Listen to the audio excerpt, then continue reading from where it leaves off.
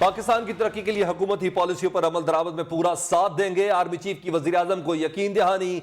इस्लामाबाद में इमरान खान से सनतकारों की मुलाकात हुई। सिपा सलार ने भी शिरकत की। महंगाई के बोझ का एहसास है। सनतकार और बिजनेसमैन आम आदमी को रिलीफ फराहम करने के लिए हुकूमत के साथ मिलकर चलें। वज़ीर आज़म की तजवीज़। आर्मी चीफ ने कहा कि दिफाई पैदावार के शोबे में वसी मवाक़े मौजूद हैं। पब्लिक और प्राइवेट सेक्टर मिलकर फायदा उठाएं। हुकूमत और सनतकारों का कम से कम माहाना उजरत बढ़ाने पर इत्तेफाक भी हुआ है। इसी पर हम मजीद बात करेंगे। Deputy bureau chief news Islamabad Ali शेर हमारे साथ मौजूद हैं। अली शेर, बताइएगा इस बारे में और कौन कौन सी शख्सियात इस मुलाकात में मौजूद थी? जी बिल्कुल, आज वज़ीर आज़म Pakistan Imran Khan, army chief general Qamar Javed Bajwa भी इस मुलाकात में मौजूद थे और उसमें मुल्क भर की जो ताजरों की क़यादत है वो शरीक हुई। और ये दौरा चीन से कबल इंतहाई अहम मुलाकात है। इसमें कहा जाए कि दौरा चीन के हवाले से मुकम्मल तैयारियां कर ली गई हैं।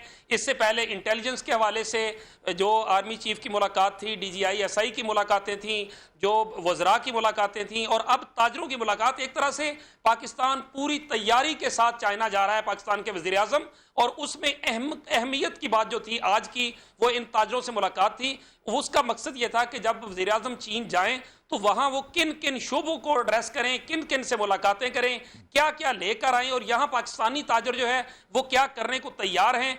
ये बुनियादी तौर पर पाकिस्तान और चीन के दरमियान जो है इस बात को आगे किस तरह से बढ़ाया जाए और एक दूसरे से तजारती तावन और वहाँ से जो टेक्नोलॉजी है और इंडस्ट्री है और फिर ख़ासतौर पर प्लग एंड प्ले मॉडल एक डिस्कस किया गया है इंडस्ट्रियल जोन्स के वाले से। उसमें ताजरों को जो है वो एतमाद में लिया गया और उनकी तजावीज़ ली गई है। उन तजावीज़ की रोशनी में वज़ीर आज़म वहाँ पर जाकर बात करेंगे। और ताजरों ने ना सिर्फ ये किया बल्कि ताजरों को एतमाद में लिया गया, उनकी तजावीज़ ली गई। बहुत शुक्रिया आपका अली शेर। नवाज शरीफ बदकिस्मत, जाली रिपोर्ट पर लंदन भागे। विफाकी वज़ीर दाखिला शेख रशीद ने कहा है डील या ढील नहीं मिलेगी। 27 फरवरी और 23 मार्च को अपोजिशन की लॉन्ग मार्च से निपट लेंगे। किसी को अदम एतमाद का शौक है तो पूरा करे। वो कहते हैं हुकूमत को 3.5 साल में पार्लियामेंट में हमेशा कामयाबी मिली। ऐसा कोई बिल नहीं जो हुकूमत ना जीती हो। अपोजिशन के तिलों में तेल नहीं। इमरान खान कई बार कह चुके हैं अपोजिशन वाले लॉन्ग मार्च का शौक पूरा कर लें। वज़ीर दाखिला का कहना था कि सदाती निज़ाम, एमरजेंसी, अदम एतमाद का कोई इम्कान नहीं। नवाज शरीफ साहब एक बदनसीब इंसान है कि जाडी रिपोर्ट से गया और जाडी रिपोर्ट से वहां क़याम करना चाहते हैं। 27 फरवरी को भी और ज्यादा 23 मार्च को भी बड़े शौक से अपोजिशन आके शौक पूरा कर ले। अगर अदम एतमाद का किसी को शौक है तो वो पूरा कर ले। अपोजिशन के तिलों में तेल नहीं है। इमरान खान की खुशनसीबी है कि उसको ऐसी अपोजिशन मिली है। थकी हुई अपोजिशन है। क्या अपोजिशन है? ना कोई सदारती तर्ज हुकूमत की बात हो रही है, ना एमरजेंसी की कोई बात हो रही है, ना कोई डील या ढील की बात हो रही है, और ना ही अदम एतमाद की बात हो रही है। नवाज शरीफ की वापसी के लिए अटॉर्नी जनरल का खत मावराए कानून है। खत सियासी मकसद, शरीफ खानदान का मीडिया ट्रायल। खत लिखना अदालत की तौहीन, गैर कानूनी, गैर जरूरी और नाजायज है। शहबाज शरीफ ने अटॉर्नी जनरल को जवाबी खत लिख दिया। कभी भी हलफनामे या जमानत की खिलाफ वर्जी नहीं की। अपोजिशन लीडर शहबाज शरीफ का मौक़िफ़, खत में किरदार कशी की गई। कानूनी कार्रवाई का हक रखते हैं। इस्लामाबाद हाई कोर्ट में ज़ेर समान मामले पर खत लिखकर तौहीन अदालत की गई। नवाज शरीफ की medical report registrar Lahore high court के पास जमा करा चुके हैं। जवाबी खत का मतन।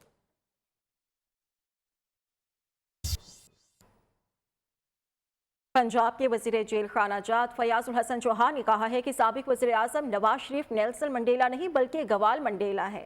कहते हैं डील और ढील के तासुर को खत्म करने के बाद लीगी रहनुमाओं के चेहरे उतर गए। नवाज शरीफ को कोई बीमारी नहीं बल्कि उन्होंने तो पाकिस्तान के अवाम को कई बीमारियां लगा दी हैं। नवाज शरीफ साहब, सुल्तान मखलूरुद्दीन उर्तुगुल साहब, 6 महीने से उनकी बेटी ने एक टेम्पो बनाया हुआ था। निजाएं थी, खालवाएं थी। नेल्सन मंडेला साहब आने वाले हैं, वो गवाल मंडेला है। इतना समूह हो गया। उन्होंने एक नई बीमारी इंट्रोड्यूस करवाई, टाका साबू। ये जनूबी अफ्रीका के बंदरों की पता नहीं कोई बीमारी है। यहाँ खुदा का वास्ता है, वो कतरी खात था। आएगा अकबर खाना, लाएगा एक परवाना, कह दूंगी दिल भर जाना, बखैर रागले। तो टाका साबू की बीमारी में तो खुद आ गए, लेकिन किड़मिड़ हुआ कि जो बीमारी आवाम को लगा के गए।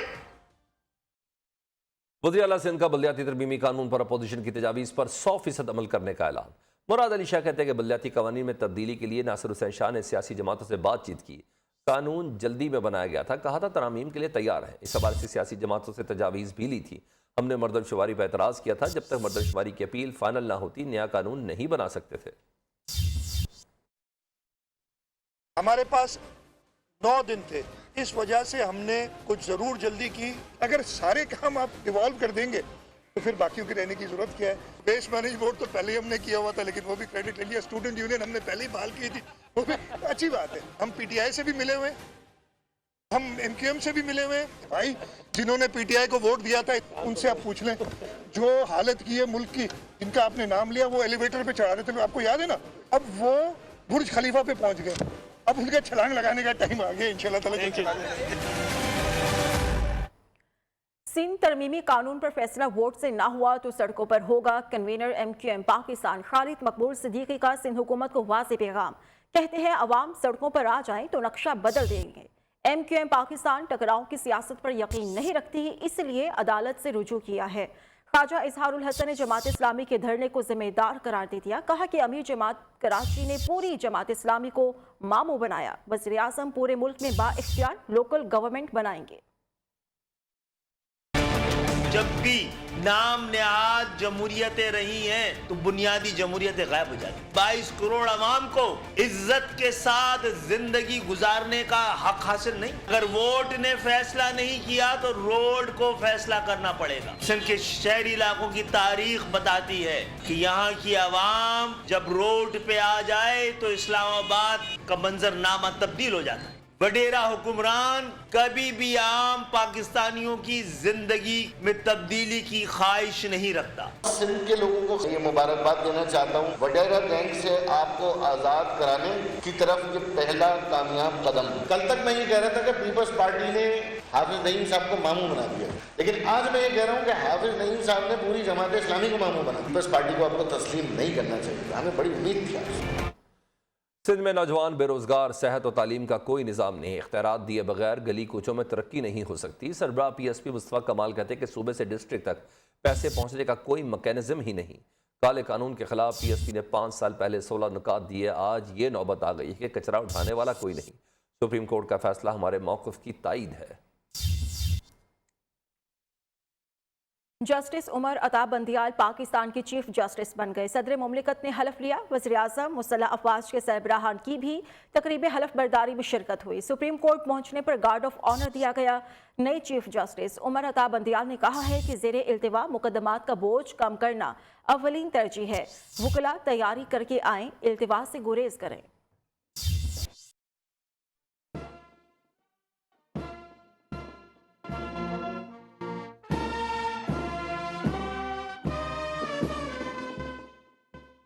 जस्टिस गुलजार अहमद की रिटायरमेंट के बाद सुप्रीम कोर्ट के सीनियर तरीन जज जस्टिस उमर अताब बंदियाल पाकिस्तान के 28वें चीफ जस्टिस बन गए। बतौर चीफ जस्टिस अपनी जिम्मेदारियां संभाल ली। ऐवान सदर में मुनक्कदा तकरीब हल्फ बर्दारी में सदर मुमलिकत आरिफ अलवी ने जस्टिस उमर अताब बंदियाल से हल्फ लिया कि मैं खलूस नीयत से पाकिस्तान का हामी और वफादार रहूंगा।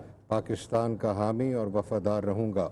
वज़ीर आज़म इमरान खान, मुसल्लह अफवाज के सरबराहान, जजेस, वकला और वफाकी वज़रा के अलावा दीगर अहम शख्सियात भी तकरीब हल्फ बर्दारी में शरीक हुई। हल्फ बर्दारी के बाद सुप्रीम कोर्ट पहुंचने पर पुलिस के चाको चौबंद दस्ते ने चीफ जस्टिस को गार्ड ऑफ ऑनर पेश किया। सुप्रीम कोर्ट के स्टाफ ने जस्टिस अताब बंदियाल का इस्तकबाल किया और मुबारकबाद पेश की।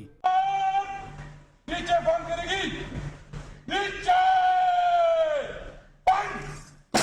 1958 को लाहौर में पैदा होने वाले उमर अताब बंदियाल दिसंबर 2004 में लाहौर हाई कोर्ट के जज बने। 2007 में उन्होंने जनरल परवेज मुशर्रफ के PCO के तहत दोबारा हल्फ लेने से इनकार किया था, जिसके बाद वुकला तहरीक के नतीजे में जज बहाल हुए थे।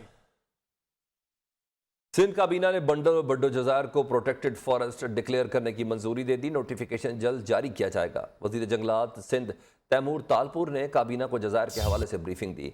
सिंध काबीना ने SMBR को मलीर एक्सप्रेसवे के साथ अराजी को महफूज करने की हिदायत KPT हाउसिंग सोसाइटी के अराजी पर जो सुप्रीम कोर्ट ने फैसला किया है, इस पर अमल दरामद करने का फैसला हुआ। सूबाई काबीना का स्टील मिल्स की ज़मीन देने पर तशवीश का इजहार। वज़ीर इत्तलात सिंध सईद गनी कहते हैं कि सिंध की ज़मीन किसी हाल में किसी इदारे को नहीं दी जाएगी।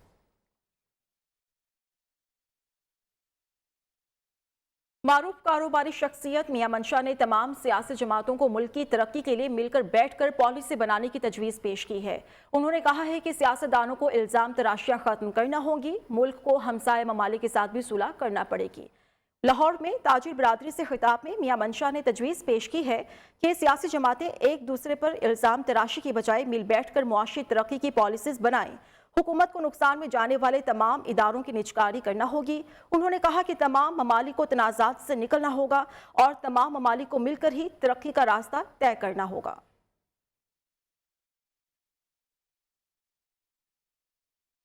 लाहौर के मेडिकल स्टोर से कोरोना से बचाव की अद्वियात गायब कर दी गई। मेडिकल स्टोर से पैरास्टामोल, पैनाडोल और एजोमैक्स गायब है और जहां दस्तयाब है वहां भी एक पत्ते की कीमत 40 रुपए कर दी गई है। माफिया ने तीनों अद्वियात की कीमतें 190% इजाफा किया है। तफसीलात जान लेते हैं डिप्टी ब्यूरो चीफ लाहौर मियां नवीद से। जी मियां नवीद, लाहौर में कोई एडमिनिस्ट्रेशन भी है? जी सलमान, बिल्कुल इसके ऊपर जो है वो महकमा प्राइमरी सेक्रेटरी हेल्थ केयर की जानब से इस शिकायत को दूर करने के लिए एक नंबर भी दिया है, हेल्पलाइन नंबर 1033, लेकिन उसके ऊपर जब मैंने कॉल की तो कोई उसको पिक भी नहीं कर रहा। तो लिहाजा यहाँ पर किसी किस्म की इंतजामिया नहीं है और इस हवाले से शहरी शदीद मुश्किलात का सामना कि ये तीनों अहम अद्वियात है जो कोरोना में इस्तेमाल की जा सकती है, लेकिन इस वक्त इनको हासिल करना इंतहाई मुश्किल और माफिया भी मुतारफ हो चुका है, जिसको काफी ज्यादा महंगा कर दिया गया है। जी बहुत शुक्रिया मियां नवीद। पब्लिक अकाउंट्स कमेटी में आने वाले साल में गंदम की पैदावार में कमी, खाद की स्मगलिंग, नैब, एफआई और अदालतों की कारकर्दगी की गूंज। ख्वाजा आसिफ बोले, खाद की कमी के बायस अगले साल गंदम बहरान आ सकता है। डीएपी अफगानिस्तान स्मगल हो रही है। यहाँ 9 से 10 हज़ार और वहाँ 6 से 6.5 हज़ार रुपए में फरोख्त हो रही है। यहाँ तो नैब, एफआईए और अदालतें सब कॉम्प्रोमाइज्ड हैं। अयाज सादिक ने कहा, सस्ती एलएनजी पर शाहिद खाकान अब्बासी जेल जा सकते हैं तो पोल्ट्री एसोसिएशन को 1315 मिलियन रुपए की गंदम फरोख्त करने वाले क्यों नहीं?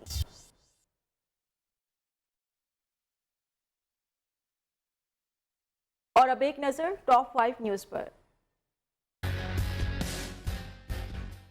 वज़ीर आज़म इमरान खान का अबू धाबी के वली अहद शेख मोहम्मद बिन ज़ैद अल नहयान से टेलीफोनिक राब्ता। मुत्तहिदा अरब अमारात के खिलाफ हौसियों की जानिब से मिसाइल हमले की हालिया कोशिश की शदीद मजम्मत। दोनों रहनुमाओं ने दो तरफा ताउन और बाहमी दिलचस्पी के अमूर पर भी तबादला ख्याल किया। फ़रीक़ैन ने आला सतह पर रवाबत जारी रखने पर इत्तफाक किया।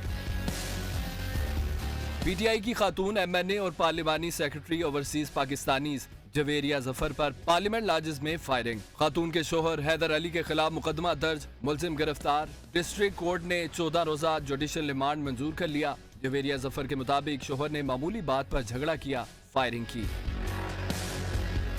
बन्नू की तहसील बिकाखील में हुक्मरान जमात को बड़ा दचका।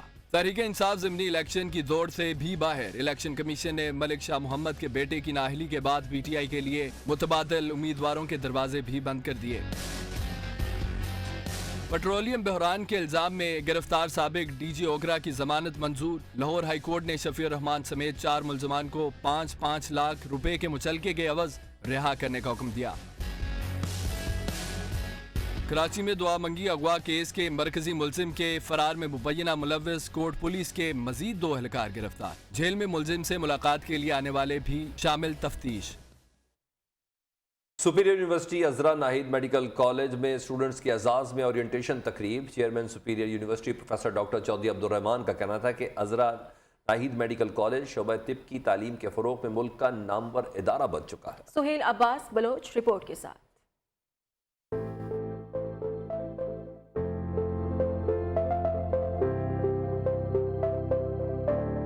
Superior university Azra Nahid medical college में मेडिकल के नए तुलबा के एजाज में तकरीब। Chairman superior university group professor doctor Chaudhry Abdurrahman की खुसूसी शिरकत। इस मौका पर उनका कहना था, तुलबा अच्छे डॉक्टर बनने के साथ नेक इंसान बने। उनकी आदत अखलाक से ही उनके वालिदैन, इंस्टीट्यूट और मुल्क का नाम रोशन होगा। उम्मीद करूंगा कि आप जब अजरा नाहिद मेडिकल कॉलेज से निकलेंगे तो हमारे मुल्क की जो तरक्की है उसमें आप कंट्रीब्यूट कर रहे होंगे और लोगों के दुख दर्द को दूर कर रहे होंगे। Dean of faculty Akbar Chaudhry और प्रिंसिपल प्रोफेसर मोहम्मद असलम का कहना था कि Azra Nahid medical college students के लिए साजगार तालीम के मौके फराहम कर रहा है। दूसरे प्रोफेशन की निस्बत बहुत ज्यादा मेहनत भी करनी पड़ेगी। साफ ज़ाहिर है कि जब आप मेहनत बंदा करता है तो उसका रिवॉर्ड भी होता है, तो you will get the reward as well. आपकी लाइफ अब दूसरों के लिए है। ऑब्वियसली डॉक्टर्स की फैमिली के अंदर फैमिली के लिए भी टाइम नहीं होता, अपने लिए टाइम नहीं होता, आपका सारा टाइम आपके पेशेंट्स के लिए होता है। Principal professor doctor Mohammad Aslam ने डिजिटल स्क्रीन पर नए तुलबा को कॉलेज बारे आगाही दी। तकरीब में vice principal Saeed Imran Ali Shah, director clinic Mohammad Saeed समेत दीगर ने शिरकत की। कैमरामैन जायद जुबैर के साथ Suhail Abbas Baloch, news Lahore. Higher education commission में एग्जीक्यूटिव डायरेक्टर की खाली पोस्ट पर तैनाती करना दर्द सर बन गया। वजारत तालीम और HEC आमने सामने खाली पोस्ट के लिए इंटरव्यूज के लिए तश्कील करदा सिलेक्शन बोर्ड के मुतनाज़ होने पर इंटरव्यू के लिए शॉर्ट लिस्ट किए गए उम्मीदवार ने भी इंटरव्यू में शिरकत से इनकार कर दिया है। इस मामले पर बात कर लेते हैं अपने नुमाइंदा आयशा शुएब से। जी आयशा, ये क्या मामला है? जी बिल्कुल, देखिए हायर एजुकेशन कमीशन में एग्जीक्यूटिव डायरेक्टर की जो खाली पोस्ट थी उसको पुर करना दर्द सर बन गया है। वजारत तालीम और HEC आमने सामने आ गए, क्योंकि खाली पोस्ट के लिए इंटरव्यूज के लिए तश्कील करदा सिलेक्शन बोर्ड ने इंटरव्यूज के लिए शॉर्ट लिस्ट किए गए उम्मीदवारों ने भी इसमें शिरकत करने से इनकार कर दिया है। जबकि दूसरी जानिब सिलेक्शन बोर्ड के मामले पर वफाकी वजारत पेशा वराना तालीम, हायर एजुकेशन कमीशन भी आमने सामने आ गए और यही तहफ़्फ़ुज़ात हैं कि ED की पोस्ट के लिए इंटरव्यू को जो मुनक्किद करने का कहा जा रहा है वो कल हर सूरत होंगे। जबकि दूसरी जानिब ये भी कहा जा रहा है कि डॉक्टर तारिक बनूरी बहसियत चेयरमैन HEC बहाली के साथ ही ED की जो खाली पोस्ट है उसको पुर करने के हवाले से कमीशन के एक मेंबर ने वजीर आजम को मरासला भी लिखा था और जिसमें ये वाज़िया कहा गया था कि सिलेक्शन बोर्ड जो है वो गैर कानूनी है। चेयरमैन की जानिब बहुत शुक्रिया आयशा।